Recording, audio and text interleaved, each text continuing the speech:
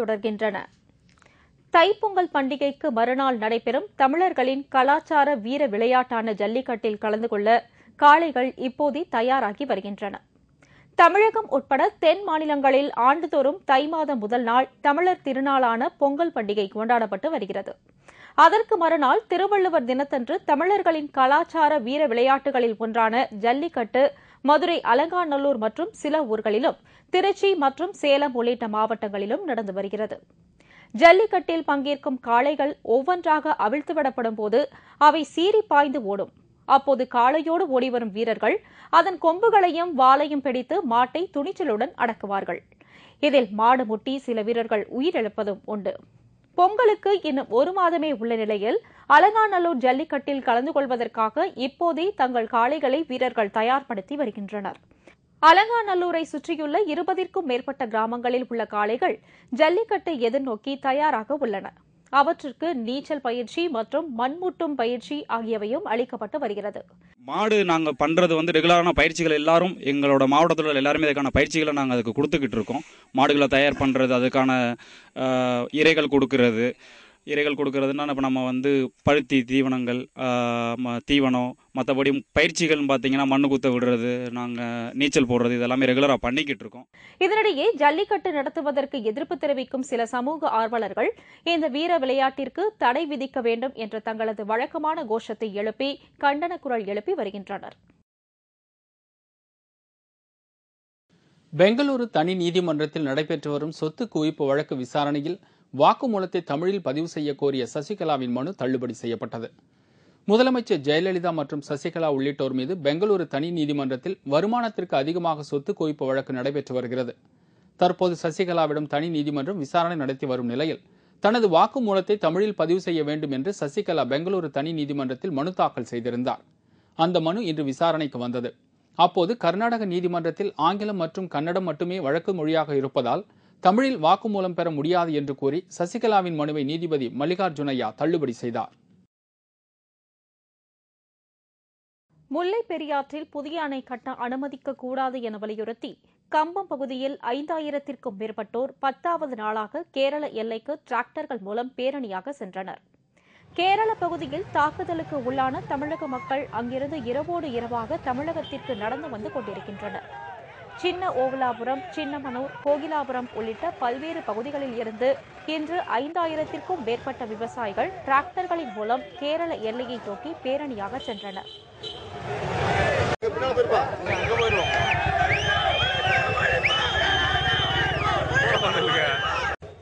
கேரள மாநிலத்தில் இடுக்கி, நெடுங்கண்டம் உள்ளிட்ட பகுதிகளில் கேரளக்காரர்கள் தமிழர்களை தாக்கியதை அடுத்து தமிழக மக்கள் அங்குள்ள வீடுகள், தோட்டம் உள்ளிட்ட சொத்துக்களை விட்டுவிட்டு இரவோடு இரவாக காட்டுப்பாதை வழியாக தமிழகத்திற்கு திரும்பி வந்த வண்ணம் உள்ளனர். கேரளாவிலிருந்து திரும்பி வந்துள்ள தமிழ் மக்கள் உறவினர் வீடுகளிலும் போடி வட்டாட்சியர் அலுவலகத்திலும் தஞ்சமடைந்துள்ளனர். இதனால் அப்பகுதியில் தொடர்ந்து பதற்றம் நீடித்து வருகிறது. கோர்ட்டு தீர்ப்பு நம்ம தமிழ்நாடு பக்கம் சாதகமானதுனால நேற்று சாயந்தரம் 6 மணிலேருந்து மலையாளத்துக்காரவங்க, போலீஸ்காரவங்க எல்லாருமே மொத்தமாக சேர்ந்துக்கிட்டு தமிழ்காரவங்கள எங்கள் உடுமஞ்சோலைன்னு ஒரு ஏரியா வீட்டுக்கிட்ட வீட்டுக்கு எங்கள் வீடு ரோட்டு பக்கத்தில் வண்டியை நிப்பாட்டிட்டு வீட்டுக்கு கதவை தட்டிட்டு அக்கறமா வைகிறாங்க. இதுக்கு வெளியில் யாராவது கேட்டு வந்தாங்கன்னா அவங்கள போட்டு அடிக்கிறாங்க, அடித்து கொள்றாங்க. தமிழ்நாட்டில் யானைகளுக்கு புத்துணர்வு முகாம் நடைபெறுகிறது. வசதி வாய்ப்பின்றி உடல் நலிவுற்ற யானைகளுக்கு யானை பாகன்கள் சத்துணவு கொடுத்து வருகிறார்கள். முதுமலையில் நடைபெறும் முகாமில் கலந்து கொள்வதற்காக ஊட்டி, கூடலூர், பொள்ளாச்சி உள்ளிட்ட பல்வேறு நகரங்களிலிருந்து வந்துள்ள யானைகளுக்கான புத்துணர்வு முகாம் இன்று காலை தொடங்கியது. இதில் 37 யானைகள் பங்கேற்றுள்ளன.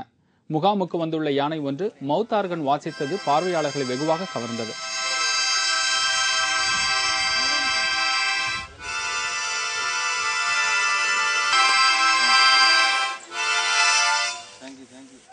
நீலகிரி மாவட்டம் முதுமலையில் கோவில் யானைகளுக்கு புத்துணர்வு ஏற்படுத்துவதற்கான முகாம் இன்று காலை தொடங்கியது. முகாமில் திருச்செந்தூர் கோவிலை சேர்ந்த ஆண் யானை, குமரம் உட்பட மாநிலம் முழுவதும் உள்ள கோவில்களிலிருந்து 37 யானைகள் அணிவகுத்து கலந்து கொண்டன. விழாவில் யானை ஒன்று மவுத்தார்கன் வாசித்து இசை மீட்டியது பார்வையாளர்களை வெகுவாக கவர்ந்தது. தொடர்ந்து 48 நாட்கள் நடைபெறும் இந்த புத்துணர்வு முகாமில் யானைகளுக்கு மருத்துவ சிகிச்சை, ஓய்வு, சத்தான உணவு உட்பட அனைத்து உணவுப் பொருட்களும் வழங்கப்படுகிறது. யானை ஒன்றுக்கு 1 லட்சம் ரூபாய் செலவிடப்படுவதை யானை பாகன்கள் அப்பாவித்தனமாக பார்த்துக் கொண்டிருக்கிறார்கள்.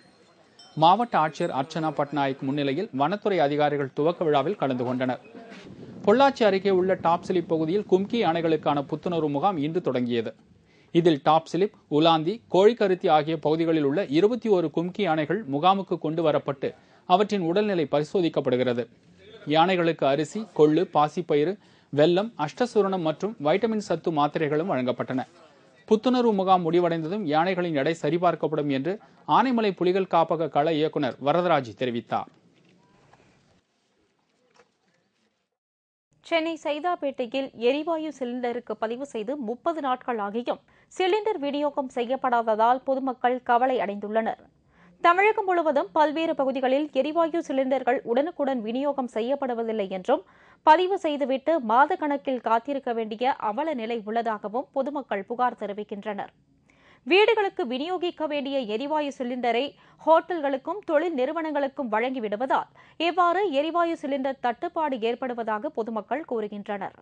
மேலும் எரிவாயு சிலிண்டர் விநியோகிக்கும் ஊழியர்கள் கூடுதலாக 20 ரூபாய் வரை வசூலிப்பது வேதனையை ஏற்படுத்தி வருவதாகவும் அவர்கள் முறையிடுகின்றனர். சிலிண்டர் விநியோக உரிமை பெற்றுள்ள ஏஜென்சிகள் தங்களுக்கு ஊதியம் தருவதில்லை என்று கூறி வாடிக்கையாளர்களிடம் 20 ரூபாய் வரை கூடுதலாக ஊழியர்கள் வசூலிக்கின்றனர்.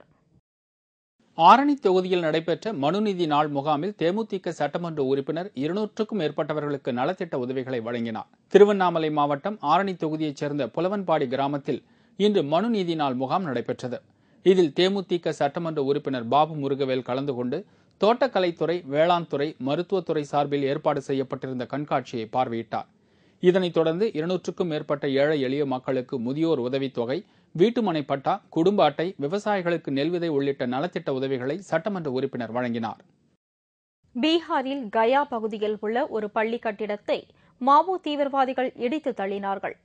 இந்தியாவில் வடகிழக்கு மாநிலங்களான மேற்கு வங்காளம், பீகார் உள்ளிட்ட மாநிலங்களில் மாவோ தீவிரவாதிகளின் தாக்குதல் தொடர்கதையாக இருந்து வருகிறது.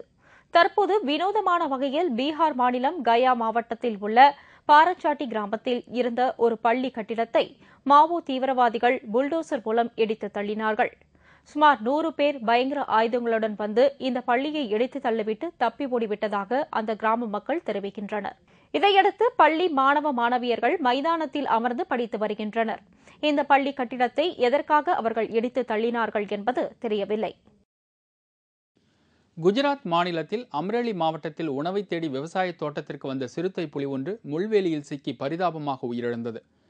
வனப்பகுதிகளை மனிதர்கள் ஆக்கிரமித்து வருவதால் வனத்தில் உள்ள விலங்குகள் மனிதர்கள் வாழும் பகுதிக்கு உணவு தேடி வருவது அதிகரித்து வருகிறது. முள்கம்பி வேலியின் மீது சிக்கிய சிறுத்தை புலியின் உருமல் சத்தம் கேட்டு விவசாயிகள் ஓடி வந்தனர். தகவல் அறிந்து வந்த வனத்துறையினர் சிறுத்தை புலியை காப்பாற்ற போராடிய போதிலும் அது பரிதாபமாக உயிரிழந்தது. துடிப்புடன் அதிவேகத்தில் பாய்ந்து செல்லும் சிறுத்தை புலி கம்பி வேலியில் சிக்கி உயிரிழந்த சம்பவம் அந்த பகுதியில் பெரும் சோகத்தை ஏற்படுத்தியுள்ளது. மத்திய பாமீர் மலைப்பகுதியில் கடும் குளிர் நிலவுவதால் அங்கிருந்து ஏராளமான பறவைகள் கங்கை நதிக்கரையில் உள்ள வாரணாசி நகரத்திற்கு படையெடுத்து வந்துள்ளன. இதனால் வாரணாசி நகருக்கு வரும் சுற்றுலா பயணிகள் மகிழ்ச்சி அடைந்துள்ளனர். குளிர்காலத்தில் பல்வேறு குளிர் பிரதேச நாடுகளில் இருந்து 80 வகையான பறவைகள் பல்லாயிரம் கிலோமீட்டர் தூரம் பறந்து இந்தியாவிற்கு வருகின்றன. வாரணாசியில் கங்கை நதியில் பறவைகள் பறந்து விளையாடும் காட்சி சுற்றுலா பயணிகளை வெகுவாக கவர்ந்துள்ளது. சுற்றுலா பயணிகள் உணவு பண்டங்களை வாங்கி வந்து பறவைகளுக்கு போட்டு ஆனந்தம் அடைந்து வருகின்றனர்.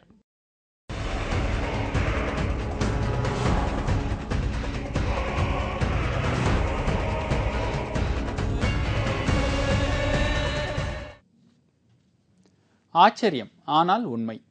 இன்று நாம் காண இருப்பது கால் விரல் நுனியில் சாகசம் புரியும் ஒரு பெண்ணை பற்றி. கால் விரல் நுனியில் தரையில் நடனம் ஆடுவதே அபூர்வம். ஆனால் ஒரு ஆணின் தோல் மீது கால் விரல் நுனியில் நின்று நடனம் நிகழ்த்துகிறாள் அந்த பெண். மேலும் கம்பி மீது தனது கால் நுனியில் இலகுவாக நடந்து வித்தை செய்கிறார். ஆச்சரியமான காட்சி இது.